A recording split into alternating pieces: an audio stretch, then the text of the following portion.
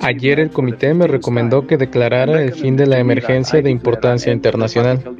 He aceptado ese consejo, por lo que con gran esperanza declaro el fin del COVID-19 como emergencia sanitaria mundial.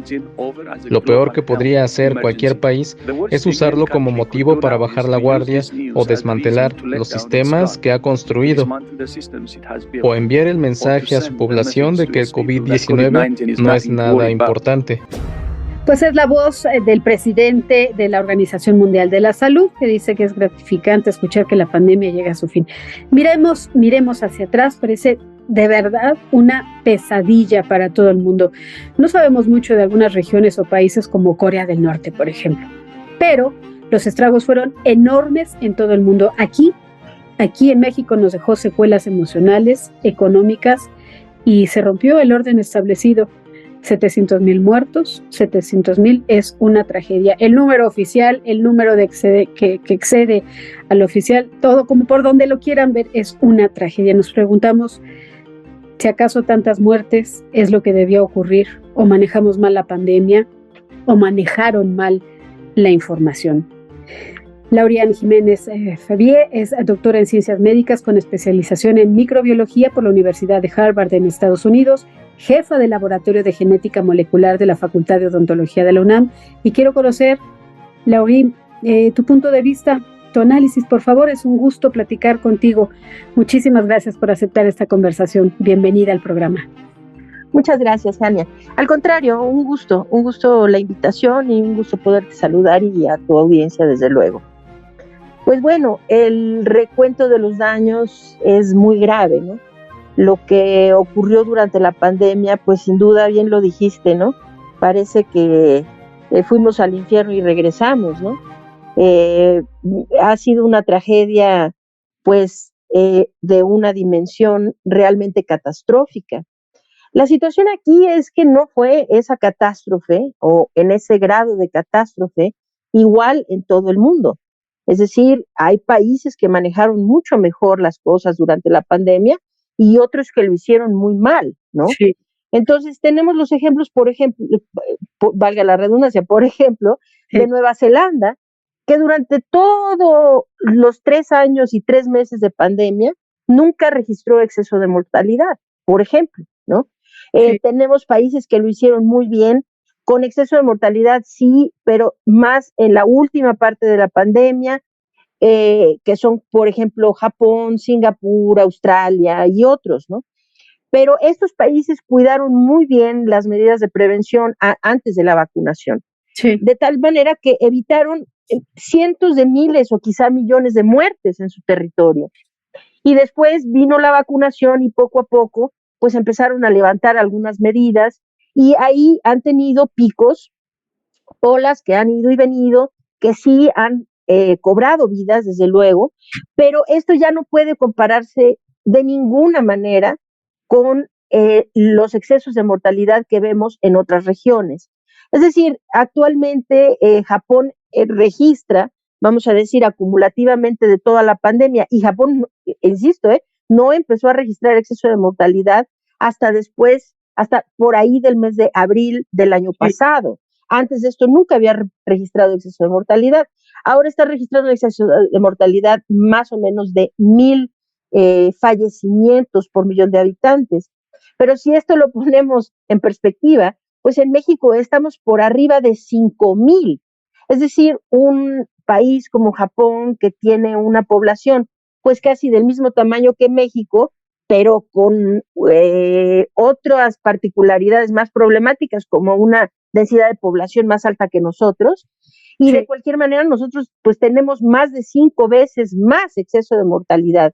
Y esto habla desde luego de cómo es que se manejó la pandemia en cada sitio, ¿no? En México, doctora, ¿cómo se manejó?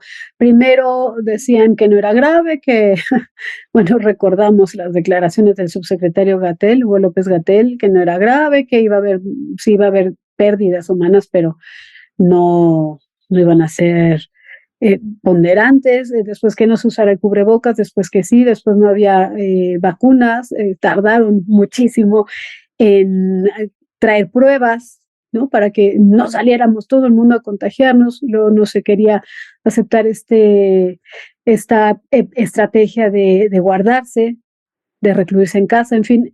¿Cómo califica la estrategia que se siguió en México? Digo, con el número de muertos, evidentemente, pues hasta la pregunta sale sobrando, pero ¿cómo la explicamos, doctora? Sí, bueno, el manejo de la pandemia en nuestro país ha sido realmente muy lamentable. Somos uno de los países que peor manejó la pandemia y esto lo podemos ver en muchos indicadores. Desde luego, el indicador fundamental en este momento ya viene siendo esto, el del exceso de mortalidad, ¿no? No las muertes oficiales, ¿no? Que en nuestro país, por ejemplo, pues esto es otra señal de la falta de transparencia, del mal manejo de la información y del mal manejo de la situación y de la crisis en general, ¿no? Vamos a decir que si comparamos con Estados Unidos, nosotros, nuestras cifras oficiales, la diferencia entre cifras oficiales y el exceso de mortalidad es de más del doble, casi el triple, ¿no? Mientras que, por ejemplo, en Estados Unidos es solo una fracción, menos del 0.5 adicional, o sea, Sí. Entre las muertes que se registran como oficiales y el exceso de mortalidad, ¿no? Entonces, bueno, en México, finalmente, ¿no?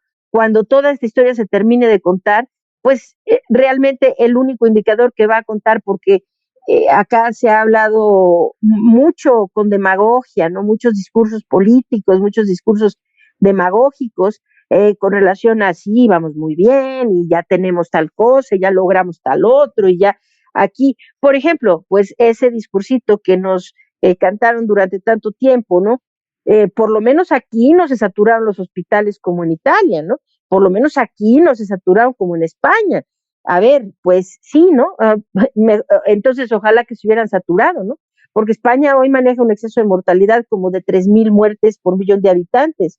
Italia está manejando un exceso de mortalidad rayando las 4,000 defunciones por millón de habitantes, mientras que nosotros, como ya dije, rebasamos 5,000. Sí. Entonces, ¿de qué sirvió todo eso? ¿De qué sirvió cuidar un indicador como la ocupación de camas cuando finalmente toda la estrategia en general llevó a tantísimas personas a morir?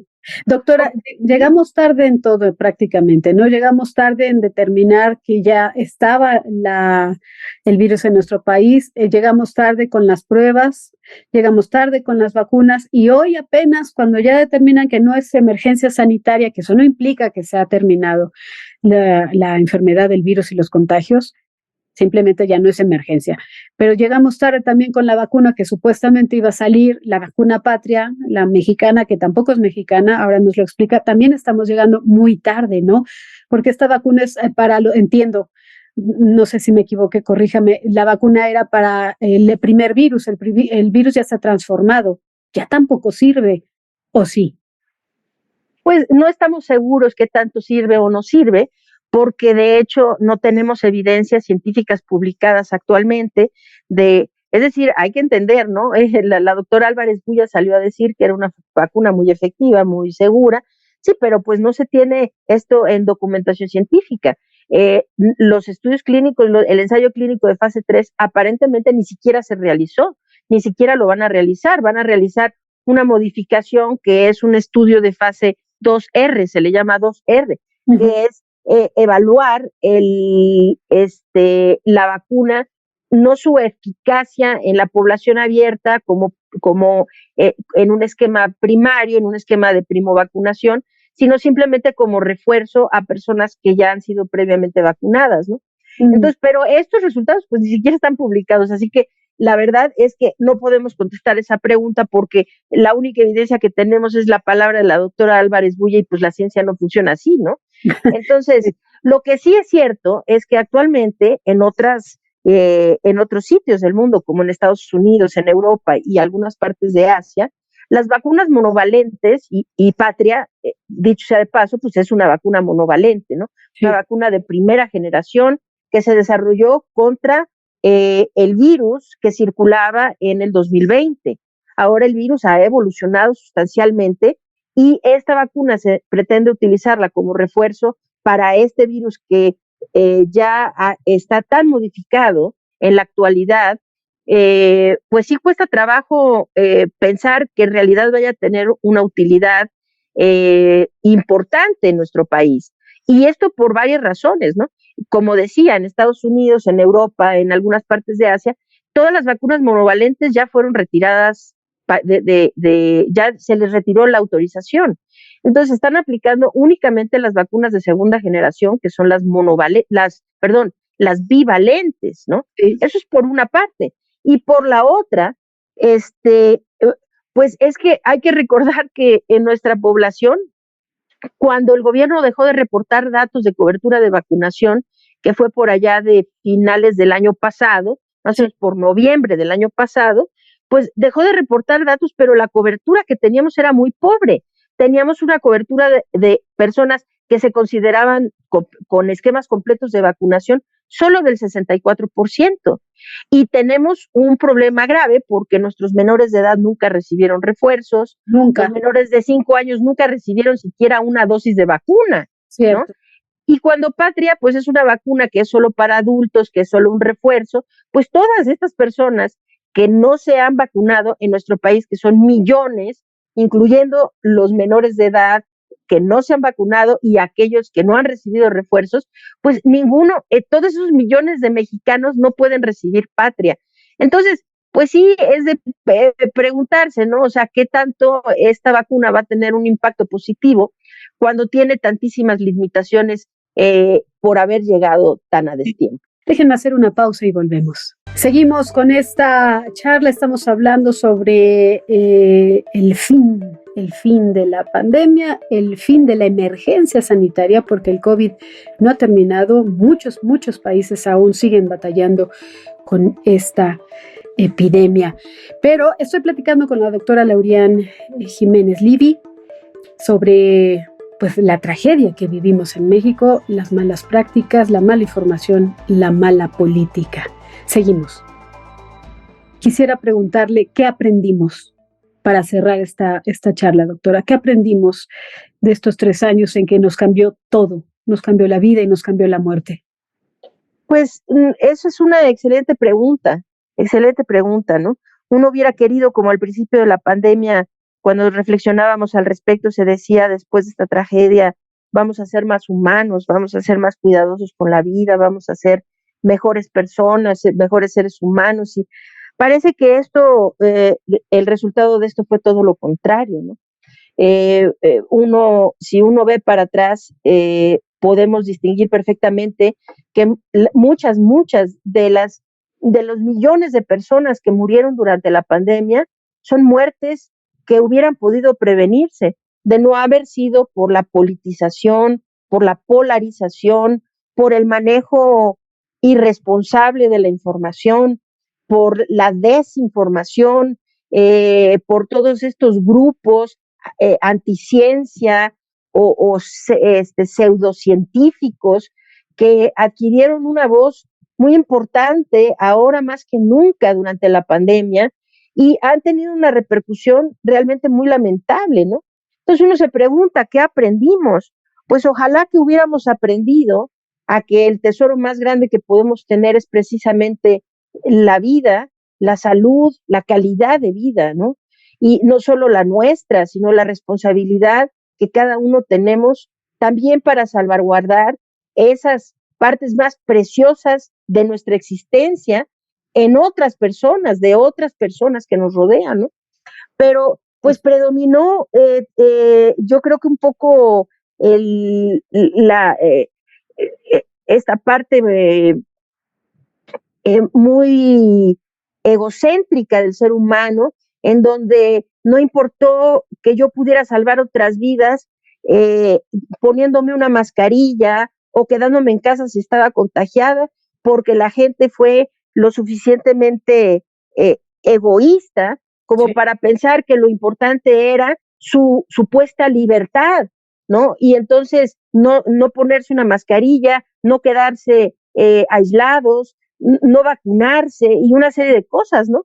Entonces, pues ojalá hubiéramos aprendido, pero desgraciadamente creo que si en este momento llegara otra situación similar a esta, no creo que nos iría mucho mejor de lo que nos fue tan catastróficamente contra COVID-19.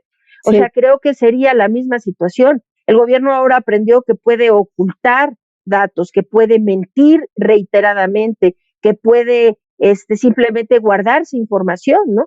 Porque el gobierno no habla de las 770,000 muertes que registra el Instituto Nacional de Salud Pública o las 793,000 que registra el INEGI? ¿Por qué continúa hablando únicamente de las 333,000 que parece que le acomodan, ¿no? Es decir, creo que ojalá que uno pudiera ser más optimista en este sentido y pensar que sí se aprendió mucho de esta terrible catástrofe, pero lamentablemente no parece que sea así. No parece que sea así. Yo dejo la pregunta en la mesa para quien nos escucha, también se la haga. ¿Qué aprendió? ¿Qué aprendió en la familia? ¿Qué aprendió en su yo interior? Y a los gobiernos, ¿qué aprendieron? Porque sin duda, pues causó daños graves con fronteras cerradas, escuelas cerradas, la muerte de millones, experimentamos el aislamiento, la depresión, enfermedades que nos trajeron consigo no poder continuar las intervenciones que se tenían que hacer a pacientes con tratamientos que se interrumpieron, la pobreza en el mundo en general. Y bueno, nada más reiterar, doctora, que pues el coronavirus continúa, que el SARS-CoV-2 no ha terminado.